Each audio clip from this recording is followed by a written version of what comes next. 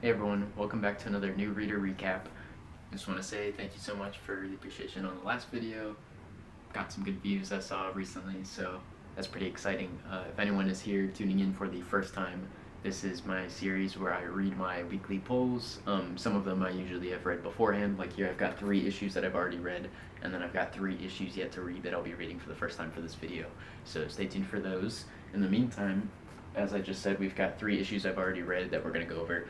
We've got Masterminds issue number 2. I read the first one, it's on my channel. Superknight Kryptonite Spectrum number 3. And we've got Absolute Batman issue 13. So these ones I have read already, and then we'll be discussing them now afterwards for our new issues to read first time. We've got Everything Dead and Dying number 2. I read the first one on the channel already, so go check that out. I decided I want to read this again here on the channel today, because the first one was just so great, and I'm expecting the second one to be just as great, if not better, hopefully. So I definitely wanted to get that one in today's video. Other than that, typically I try to read new like issue 1s or 1-shots or whatever on here, and then we'll see from there where we go. But for number 1s, we've got Amazing Spider-Man Torn, number 1, gonna check this out. And then we've got this 1-shot, I think it's 1-shot for Something is Killing Children. A monster hunter walks into a bar. I have not read Something is Killing the Children, the original story, I guess, so I have no idea anything at all information about this, other than I'm guessing this is our lead character and they are like a monster hunter of sorts. No idea, but I did see that Something is Killing the Children is getting a Swamp Thing instead of Something, it's Swamp Thing is Killing the Children. Looks really cool, so I would like to check that out eventually when we get to it. So we'll be starting with this one. Like I said, hopefully don't need too much background information on it. But anyways, for now we will discuss our reads that we've already covered. So the first one we're going to be starting off with is Masterminds number 2. Now, I really enjoyed the first issue a lot. Like I said, it's on my channel, so if you want to see my reaction to that, go check it out. But it was really cool. It's basically all about this guy trying to get into this super elite high society club called the Masterminds, which are full of the world's like top geniuses, but they're all different backgrounds, like kings and business owners and all this different stuff, right? And our lead protagonist is a game developer, but the game industry sucks and he wants more. He wants to do more with himself and wants to do more with his art and his work. So he solved this puzzle from the Masterminds in the first issue, and he's sort of going through his initiation process now. And if we remember from the first issue as well, we ended off on a pretty big cliffhanger. Our protagonist basically walked back into his office where all his coworkers were, and they were just dead all across the office, completely sprayed out, and his work were like on the computers out on like a window cleaning cart. Basically, he had to maneuver his way across the room, get to the cart without losing their progress, and like lasers went up everywhere, whatever. And the Masterminds were like, hey, this is your first challenge. So we jump right into it, pick up immediately, and we find out that his coworkers actually were in fact not dead. The whole thing was set up and staged. It was all just for this Mastermind set, so no one was actually killed or harmed for this, although it does look very realistic. So it's our lead character and forgive me, I already forget her name, Angie. Our lead character and Angie are together going through this puzzle because they were together at the end of the first issue, like the only two who happened to show up here at the same time, and I had no idea what was going on. But she also kind of covered for him in the first issue, so they got a little bit of a friendship thing going now, I guess, because of this. They're going through the puzzle. They start figuring out, kind of what the rules are and what they got to do to get through. They figure out it's what's called a Tower of Hanoi puzzle, and they have to move the bodies, blah, blah, blah. Eventually they make it across the room and out to the cart where their work is, and the last thing that they have to do is transfer the work from the computers to somewhere else before it drops and they lose it, basically. All of a sudden, they barely get it out, the cart drops, and they land out on the street below. I kind of want to call BS here a little bit. From the height that they were at, from the height that they were showing for how far they fell and just hit the ground, I guess, I don't know. I would expect some damage, but they seemed quite alright, so they just landed, and immediately she goes to, like, yelling at him. All of a sudden, they're there, and a bike pulls up in front of them. The little cube that they've got with them tells them that, hey, you completed your first challenge. There are, in fact, 2 more to go. Next, you're going to hop on this bike and let it take you to your next destination. So they get on the bike, they go to the destination, and they show up to this like little Heidi Masterminds little like room down an alley that has all this super high luxury clothing and these VIP passes. So they are very clearly being invited to a nice party. They get dressed up and they arrive to this big event. This is a big event for this shift game, I guess. And gamers gaming event thing, and all of a sudden their little challenge cube gets activated again and says, hey, it's time for number 2. This time their challenge, they have to recover some plans that are on the phone of Mr. Hinata, aka their like game company boss. So once again, if we go back to issue 1, we remember our lead protagonist is he meets, or doesn't meet, I guess he kind of does, but he sees Mr. Hinata on this boat that he gets invited to by his friend, and he kind of takes his one opportunity, his one chance to go and present his game that he developed himself to Mr. Hinata, and Mr. Hinata's like, not right now, when the time is right, you'll know it. And that's the end of that for the first one. We just know he's a big shot game dev, company owner, whatever. So all of a sudden this challenge cube's telling him, hey, he's at this party, the 2 of y'all need to recover this man's phone because it's got some deadly plans that can threaten the world on it, is what they're told. So the 2 of them go to approach the table. They devise this little plan where Angie basically knocks into our lead and he spills his drink all over Mr. Hinata, and he kind of apologizes to him, whatever, and before they could leave, she snags the phone, and Mr. Hinata kind of stands up and he's like, Edward Hale, I know you. And our protagonist is like, oh, you remember? And he's like, yeah, from the boat or whatever, from the game. And he's like, I want to speak to you because your game looked really good and you've got some really high quality stuff going, some real potential. So Mr. Hinata is now on the radar. He's looking out for our protagonist, and he recognizes him in his work, which is a possible big thing in the future, but we don't go much further than that. They leave the scene. They've got his phone recovered.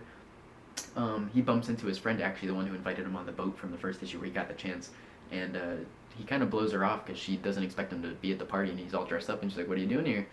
And he kind of doesn't tell her anything. She's like, have you heard anything about the Masterminds? And he's like, not right now, and he leaves. She kind of gives him a look, so something up with the 2 of them, I guess. But Edward and Angie walk off.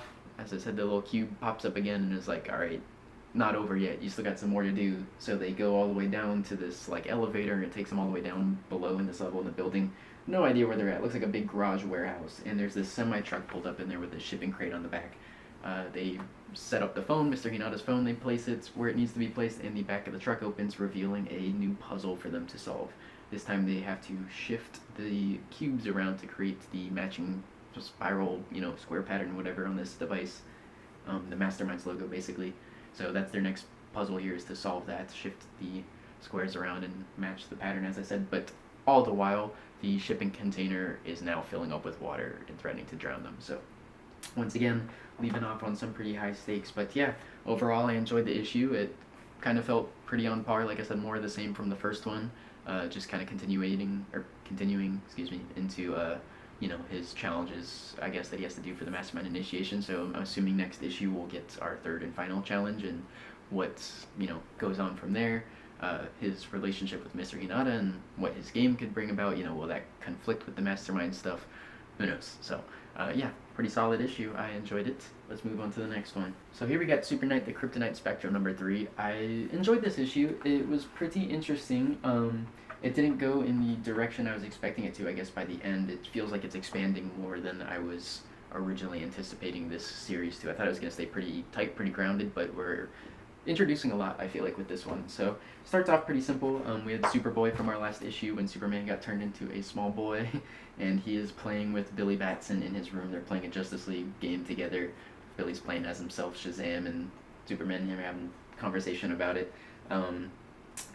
They kind of go into feelings a little bit, and Billy kind of tells Superman, hey, sometimes when I'm not feeling so great, the way I like to express my emotions is by drawing, something called sketch therapy, I guess, or draw therapy, whatever it was he said.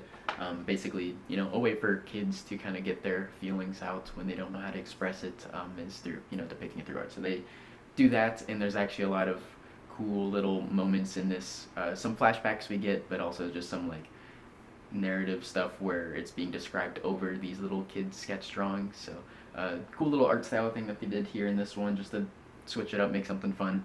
So immediately after, we cut to this short little scene where Lex Luthor is in his office speaking with Toyman and a Dr. Sivana, who I'm not familiar with. I do know Toyman though, and basically the 2 of them have devised a plan they're presenting to Luthor to create a theme park that is like a big elaborate trap for Superman. Lex is like, whatever. We move on. Next page, we immediately see one of these little doodle sketches, the children's sketches I was talking about. This time we're getting a flashback on Superman's past, his history, his planet, and his parents, and all that, and how he got to Earth. And him and Billy start talking about his past, and Billy goes on to describe his, which the next page we immediately see his kind of version of these doodle drawings of his life without parents and the adoption process and all that, and how he became Shazam. So it's pretty cool. They're, talking or whatever. They decide to check out potentially a county fair, and when they run downstairs, there's a flyer that Shazam has for a place called Nostalgia Springs. They're like, let's check it out. They fly over there, the park is empty, and upon landing, we find out the park that was set up for them as the, speakers, the intercom system, whatever it comes on, and immediately welcomes them, tells them to go around the park, ride rides, whatever. They get greeted by some Superman robots that try and beat him up. Superman and Shazam fight back. Next, we see Lois storming into Lex Luthor's castle, his office, and she goes immediately accusing him with cops with her. She's, saying arrest him. He's responsible for the red missile thing. Obviously Superman's on the TV fighting, and she's like, well, we saw you, flying there, hit with a missile, and he's like, well, all the other people were fighting Superman too. He was on a rampage. I was just there trying to help, like Wonder Woman and Batman and the rest of them and all that. And, the cops are just can't do nothing. So Lois is like, I'm on to you, whatever. Lex being himself, whatever, please, shows her out of the office. Cut to the Batcave. We get a little bit of Batman and Alfred for the first time here in our story. This is where we kind of start, I feel like, expanding on the story, as I was talking about at the beginning, because Batman is analyzing the different kryptonites, and the next one being the rainbow kryptonite. He realizes that it is in fact not kryptonite at all. It is a sort of solidified distress signal from the fifth dimension, which, for any of you who knows comics, there's only a few possibilities for this. We cut back to the park real quick before we get any more information. Shazam and Superboy are on this ride together. They end up in this tunnel where they're fighting like the wizard who granted Shazam his powers and the sins of humanity and whatnot. Cut to another kid's doodle of Shazam beating all the different sins. They finish. They hop into a little rocket coaster where it looks like Superman, the one that he was sent in.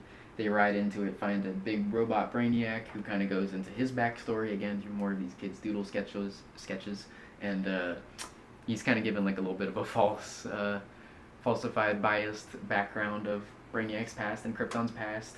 Superman, tells him, hey, that's wrong, that's not right, and Toyman and Dr. Sivana are like, yeah, whatever.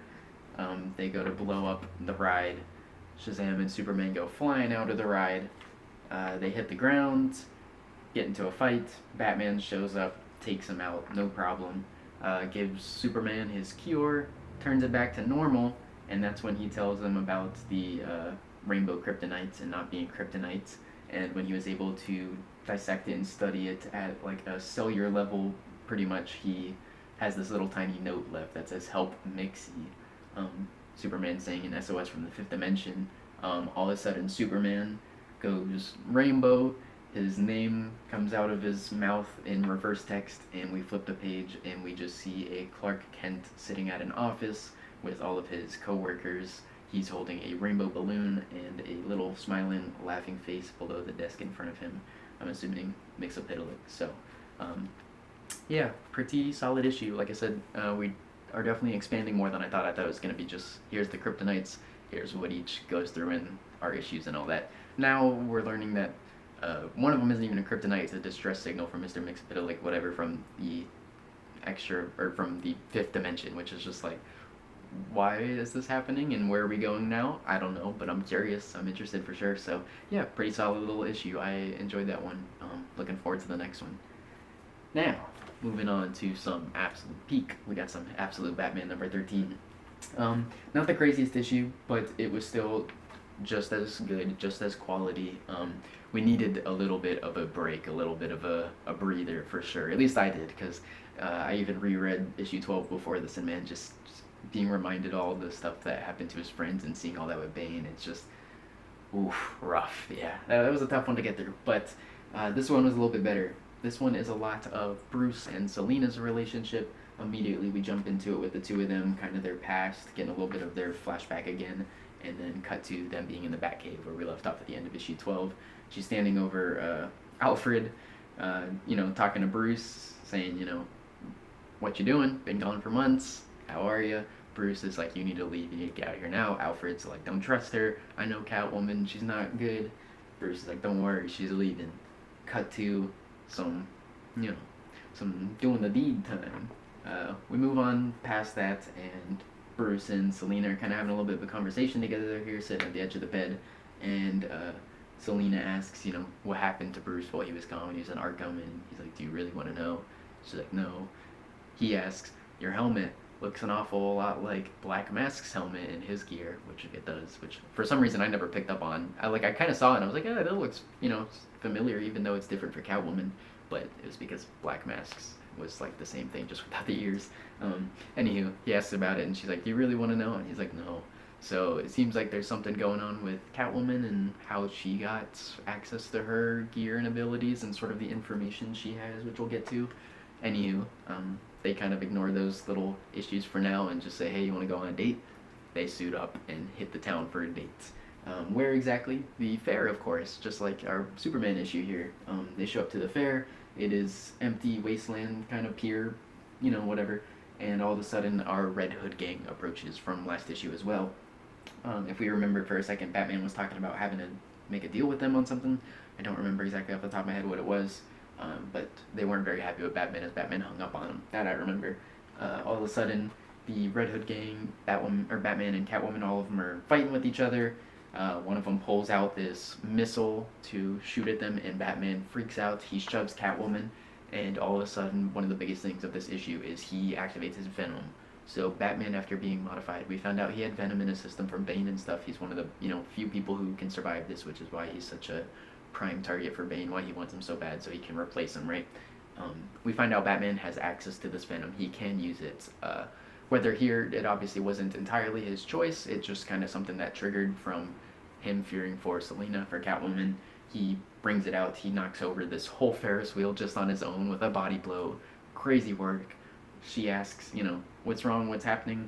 He yells at her to get away from him. He's getting all big. He's getting green in the eyes and everything like that. She's trying to calm him down. He controls himself. Immediately starts dumping on right in the middle of this, he starts dumping his information on Catwoman's, and he tells her everything. He's like, I was in Arkham, they modified me, there's abominations like Bane, they didn't break me, I'm gonna break him, blah blah blah blah. All of a sudden, one of the Red Hood gangs is like, yo, chill, takes off their hood, reveals themselves as none other than Harley Quinn. Now, this probably would have been really big and would have gotten me if I hadn't been spoiled on it. I guess that's the one downside to getting into this community, is now my online algorithms and feeds are starting to give me comic stuff, and yeah, I unfortunately got spoiled on this. So I knew Harley was going to show up in this issue. I knew she was the leader of the Red Hood gang. Pretty cool still. I really like that little twist, because I know they already showed Dick Grayson once, just for like those one little 2 panels or whatever where he's bicycling patients. So where's Jason Todd? No idea. It's just interesting that this is the start of the Red Hood gang without the Red Hood character ever being around, this first. Yeah, anywho, Harley Quinn's the leader of it. She's like, trying to take down Arkham, that's all I need, what's the plan? So Batman, Catwoman, Harley, at least, I don't know about Catwoman yet, I guess technically, but at least Batman and Harley are on the same side to take out Arkham. You move on, we see we see Bane in the lab with the doctor, and she's kind of telling him, hey, you're capped out. You're 100%. We've never seen anything like you. You are a rare specimen. Pleasure doing business with you. And he's like, yeah. We need to get the Bat in here so I can leave now. She kind of brings up this, you really think he'll let you leave? Which I assume we're talking about the Joker, the one who kind of recruited him. And Bane goes on yeah, he has to. I've done the mission, I fulfilled it. The Bat's gonna break any day now, and he'll take my spot. Cut to news broadcast live on the TV. Batman immediately just going full rant to the people of Gotham, everyone in Gotham. He's saying, hey, we're under attack. The whole city's under attack, not by criminals, not by outlaws, but by its own leaders.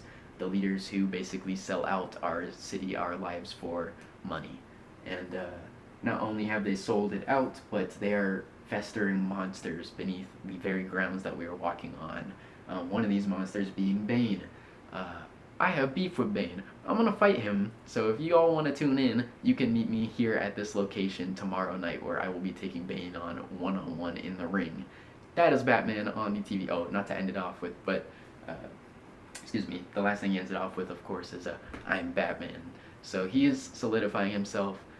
Bane, who thought Batman was on the ropes and would be breaking any day now, was just offered a challenge, a one-on-one in the ring tomorrow with Batman himself. So I'm sure Bane is nothing but excited for this.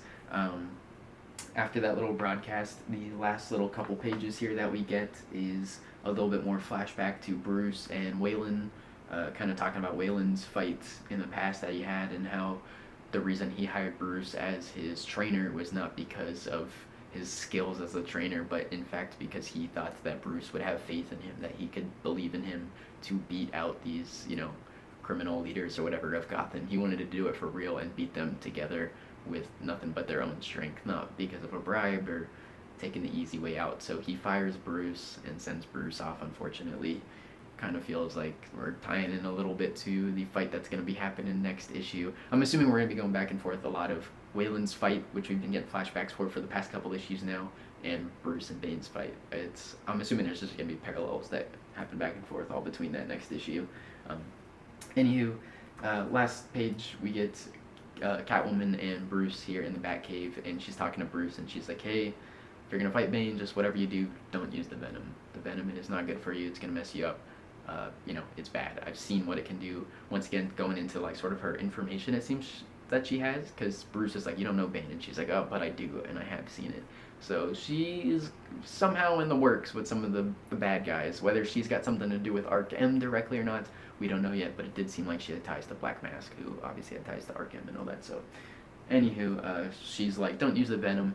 Batman's like, I'm not gonna not use the Venom. That's the whole reason I challenged him, is because I have the Venom. That's the only way I'm winning this. And she's like, well, in that case, I'm out. And Batman's like, good. Alfred is still in the fights with him. They head out. They gear up, hit the road or whatever, and they leave a little cooler bucket of some raw meat for Croc, who I guess is hanging out in the Batcave, which is pretty cool. Whether or not Croc is gonna show up to help him for the Bane fight, I doubt it. Maybe. If anything, I expect Catwoman to be there for sure. I don't think she'll immediately jump in and it'll be like a 2-on-1, but Batman may be at like his breaking point when he's about to lose to Bane, and I wouldn't be surprised if Catwoman comes in to rescue, or maybe Croc, who knows. But yeah, that's the end of the issue. Like I said, nothing super crazy, but still nonetheless a very solid issue. Keeps the story moving. Finally we got some Selena Kyle current day, especially as Catwoman. It was super sick. Like I said, Harley's been introduced now with Red Hood Gang. That's really cool. And yeah, we're about to get the big climax of Bruce and Bane. I cannot wait. It is going to be so amazing. I can only imagine the damage that is going to be done in those pages. So yeah, that's going to wrap up the reviews for our issues that we've read so far. We're going to move on to our new first-time reads now. So I ended up taking a little bit of a break. I got like one page in, I was really hungry, so I went and made some food, showered and stuff. So we're back, and we're going to be starting with Everything Dead and Dying, issue number 2, right now. See you in a minute. Dude, shout out Tate Bromble. Hopefully I'm saying that right. Tate Bromble, the writer. Man.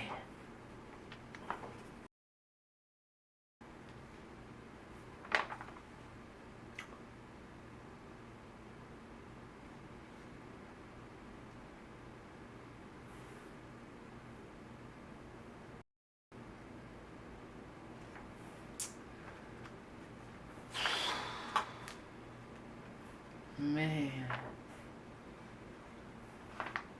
what a series. Lord.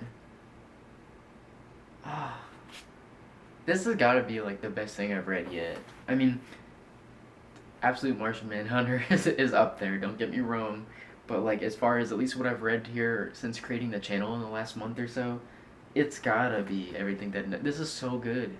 It's so good. Like, man. Like I said, shout out to the writer, Tate Bromble. It's so well written. There's so much emotion in it. The art is great too. Shout out everyone who worked on it. Tate Bromble, Jacob Phillips, Pip Martin, Aditya Bidikar. I'm sorry, I don't know the pronunciation. A couple people on here. Man, so good. It's so good. Wow. So what we remember from the first issue, we have our lead protagonist Jack, who is on this house slash land, and he's got a husband and daughter who are both zombies. His whole town that he lives upon basically is all zombies, including his husband and daughter. He takes care of them all. They don't attack him because he keeps them fed. He does like upkeep around the whole town. He makes sure everyone's doing well and all right. And like I said, he's just kind of living with the zombies. He's just trying to keep what, anything from his old life, like I said, he had before this, as close as he can to him. He's trying to live through it, do what he can, kind of live in the past while also living in delusion a little bit. And at the very end of the first issue, we have this group of humans show up to his home. A group of, travelers, I guess, whatever, wonders. They just show up and shoot one of the town settlers, like the mailman who shows up to his door every morning. They shoot him in the head, and this is what he's greeted by. So kind of a big cliffhanger, a little bit, sort of, because it's like, oh no, are these people going to show up and, threaten him and his family? Kind of what the whole issue here is focused on. So it was really amazing. The whole time we were going back and forth between sort of his memories and his relationship with his husband and, kind of, I guess, some of the hardships they went through, because Luke is sort of the talk of the town. He's very popular, obviously. He seems to know everyone. Everyone loves him. He has a great personality. They get along well, and all the time, our protagonist Jack is just kind of sitting there, on his own a little bit, but he loves everything about Luke, all the details, everything about him. He's just clearly obsessed, and he is everything to him. Like I said, all the while we're jumping back and forth between him and his current day. We cut back to the people showing up on his door. He walks outside and they introduce himself to him. He immediately runs back inside, shuts the door, tries to hide. His family, unfortunately, makes themselves known, kind of present. All the humans start clearing out around the house, start fanning out to, check different angles and stuff. Still flashing back, Jack is showing up drunk at home late at night, and Luke is not having it. They have a daughter to raise, and he's not present. He is not a loving husband or father. He is absent and just, as I said, getting drunk, going out doing his own thing. Cut back, once again to him and his family. He's trying to keep them away from the windows and hidden and everything like that. They go to, as I said, they're fanning out around the building, and his husband, Luke, the zombie husband Luke, ends up bursting through one of the upper windows in their home, and he barely catches him before he falls out the window. However, all the humans outside, obviously see this and realize that there are zombies inside with this man, so they bust into his home, pointing guns. He's holding back his husband and his daughter in front of these people. There's a couple of them outside still just, holding angles, whatever. Inside, it starts kicking off. They're firing gunshots. Some of the zombies are attacking. He's trying to do the best he can to stop all of this from happening. He's still seeing images of his husband. Last thing we see is him talking about his garden and the bees and just, his general love of life. And we cut to them going outside, and his husband is getting shot in the head. So his husband, even as a zombie, is no more. It is currently just him and his zombie daughter that we have. And he sees them, dead on the ground. And the last page we get is just Jack, full of rage. He says, "You killed my husband," and he points his gun at the person who shot him, and he says, "You're next," with his daughter, hidden behind him. So, quite the issue. Very eventful. It's kind of what I was expecting. I wasn't expecting the husband to get shot. I wasn't sure how far they were going to go, if they were going to get inside and stuff. I was pretty aware that there were going to be some events unfolding when they showed up at the end of the first issue. So I was like, oh boy, big cliffhanger. And that's what made it so interesting and unique, and why I wanted to read more, because I was like, man, typically zombies obviously are the bad ones, but when they're not attacking him and they're docile and they're his husband and daughter, it's like some part of you wants to feel for him and relate to it, obviously. So when these humans show up and threaten that, life that he's got going on potentially, even though it's a little bit like twisted and maybe not healthy, it's still like, God, I hope he's okay, whatever the outcome is. And obviously here, some massive damage was done to him. So I can only imagine how the next issue is gonna go. To be honest, I don't know how long of a series this is supposed to be. If they just plan, if this is like an ongoing thing, or if they have a set number of issues. I don't know how far they're gonna get with it. Cause like I feel like there's no way him and his daughter get out of this. At least his daughter, with like all these people. I don't know if he's gonna kill anyone else or if he's gonna join them and they're gonna be understanding in some way. Because obviously some of them here were not understanding. They were just trying to get in there and shoot them and kill him and all that just to save him. So at the very least, they didn't want to kill him, which is good. But yeah, wow, it's so heartfelt and emotional and like just for a zombie story, like I said, a little bit unique and twisted in that way where I haven't read another one or watched or played or anything like it, where it's like, I don't know, I feel for the zombies in a way in this. A lot of the times you don't, even though sometimes you see people get turned to zombies and it sucks, and like, yeah, you feel for that person and you don't want them to become a zombie, but it's different to be put in the place where like they're already around and they've been here for who knows how long, already infected, and he's just been kind of doing this daily routine, and it's like, I guess he's alright, and I guess he's just doing his thing.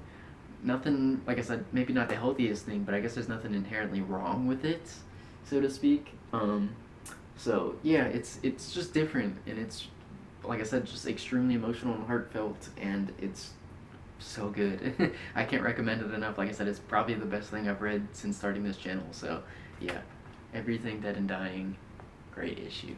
We're gonna be moving on now to Amazing Spider-Man Tour #1. Apart from Spider-Man Noir #1 I just read last week, this will be my first Spider-Man issue #1, so excited to check it out. Let's do it.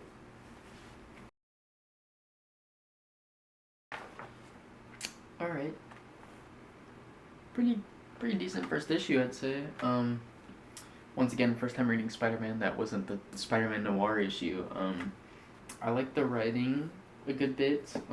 Still pretty witty and not in like a kind of cringy high school teenager way. I felt like it was more on the like edgier side. I'm not familiar with, obviously, once again, first time reading Spider-Man, I'm not familiar with the typical humor, but as far as like sort of like borderline like I'll kill you type stuff. But at the beginning we have a fight with Sandman before his classes. He separates them up into little bottles using like a sound wave frequency, so he gets all, liquid sand, whatever, splits them up into bottles, and he's like, they'll make me separate you between recycling stations or whatever. He goes to class, he's fallen asleep, he falls over in his chair, and he looks up at Gwen. Gwen is in his class, so they're out on campus talking, having a chat. One of Peter's professors approaches him. Dr. Dark is his name, translated. He makes comments about how even the lamest supervillain in the world would call himself Dr. Dark, so I feel like we're on a little bit of a path there just with the brief introduction we get. Cut to some lady who's entering this like library or office or I don't know where, but she's up at this secret, secluded private location where they've got this book hidden behind some bulletproof glass, some special magic powerful book, I guess. We don't really know much about it. This woman is here to retrieve it. She takes out the one who she gets her to bring her up there. Peter's heard on the announcements that there's some terrorists holding some hostages on the floor of this high-rise commercial building, so he travels there, takes the train because he can't whip across the river, shows up, starts kicking butt, just demolishing all the goons, and he webs them up, decides to head out and meet his friends at a campfire that MJ had invited him to earlier. But it's him, it's Harry, it's MJ, and it's Gwen. Gwen invited MJ because she knows MJ is into Peter. Peter knows this as well. He has a little bit of a hesitation because, I'm sure it has to do with the whole Spider-Man identity and wanting to protect people he cares about. So they're just having some conversations about, what are we going to be doing in the next 10 years, whatever, some high schooler stuff. And Gwen talks about, pressure from her parents, especially her father, to becoming a cop and all that stuff. And Harry's like, I know, right? Tell me about it with my father. And he's like, is it too much to just be happy? Of course, everyone says no. MJ is talking about like a modeling thing and wanting to be an actor and all that, but really she just wants to make a difference and she wants to have an impact on people. When they ask Peter what he sees, we get this little flashback and he's seeing, unfortunately, the passing of his Aunt May. It looks like So it seems this version of Peter doesn't have an Uncle Ben or an Aunt May at the time. At least we haven't seen an Uncle Ben. I'm assuming Uncle Ben is gone because Spider-Man and we know what happens. But Aunt May is at least gone in this timeline. Peter goes on saying he doesn't really feel like talking about it anymore. They just move on past it. Cut to back in this little like office library where this locked up book is, and the lady who's trying to kidnap it, person with the keys, shows up. Back to Peter and his friends in the car. They're riding around, and Peter, obviously, I shouldn't say obviously, but assumingly with the spider senses, hears gunshots. He has to drop them off. They pull over, and they're like, whatever, dude. He leaves, goes off on his own. Lady's back in the office, trying to take the book. Peter shows up, breaks in, fight breaks out. The lady is trying to shoot at Peter. Peter's fighting her. She ends up firing a shot. It ricochets back and hits herself. A little ridiculous, but whatever. Blood lands on the book. Book falls on the floor. And no idea what this book is, no idea what powers it has, but it transforms her. And she is suddenly this big, like, demonic looking winged beast with horns and wings and claws and all this stuff. Peter doesn't know what's happening. She blames him, of course, saying, you did this, I'm like this because of you. She's like, give me the book back. He's, of course, says no, keeps the book. They're fighting each other off. Cops showed up because, he called beforehand to meet him there, I guess. Not to meet him, but, of the danger. Cops show up. She's like, curses, flies out of the ceiling, and we leave it right there to be continued. So, like I said, pretty decent first issue, nothing crazy. I like the writing. Some of the stuff Peter was saying, I was like, is that like typical Spider-Man, or is that maybe like a little bit more than like the PG stuff we get? Not that it's not PG, but it's just a little like the insinuations are like, oh, okay. But yeah, interesting villain, I guess. I don't know who this lady is. I don't know what that book is. Turned her into some type of demon monster, so who knows. But yeah, overall, pretty decent. Am I interested to pick up the next one? Kinda.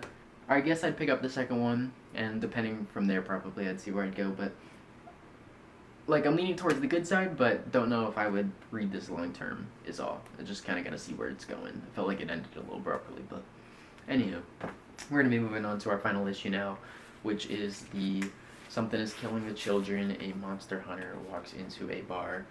Like I said, it says number 1 up here. I'm pretty sure this is a one-shot, but I'm not 100% certain. This is my first venture into the Something is Killing the Children series, timeline, world, universe, whatever. So, excited. Let's do it.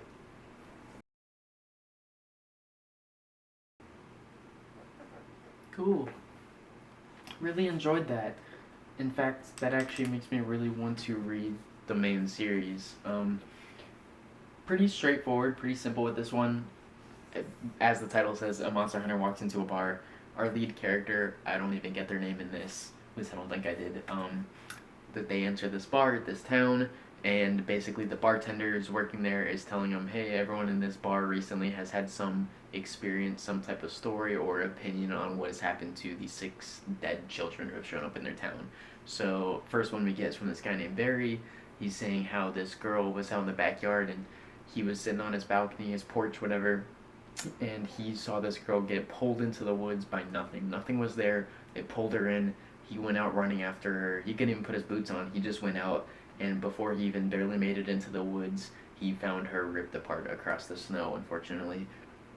And we keep going through all these different people, all the townsfolk, and we're getting all their different opinions. We're seeing how some think it's like a cannibal, some think it's, a monster, some think it's wolves, all these different theories and ideas of what could be happening to this children.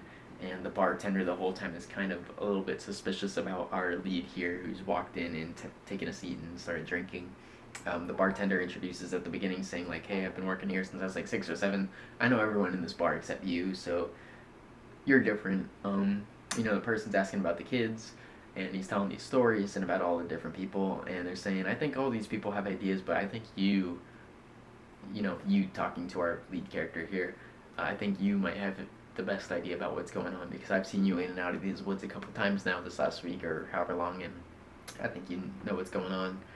And that's when our lead character kind of goes into saying, well, I think that these kids experience and see things that adults don't see, which, across a lot of media and folklore and just history, and a lot of ideas that kids are more pure and get access to, or I shouldn't say access, but are more susceptible to seeing or feeling things maybe that adults aren't, because we've grown up and we've shut our minds out to these things and ideas and to the open world that we live in.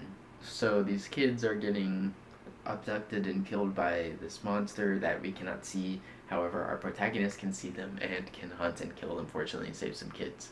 And basically that they're not all that the bartender is making them out to be, but at the very least, he can offer her leftover half of his sandwich and a beer. So, the whole story is pretty much just bartender telling her about all these dead kids in the town, and she's hearing it, listening to him, kind of understanding it, but doesn't want any type of recognition or mission assignments, or I don't know what the deal is with this person. Obviously, they want to be alone and do their own thing, but they still want to help the kids, which the bartender appreciates, and I think everyone else in the bar appreciates too. So, really cool little one-shot.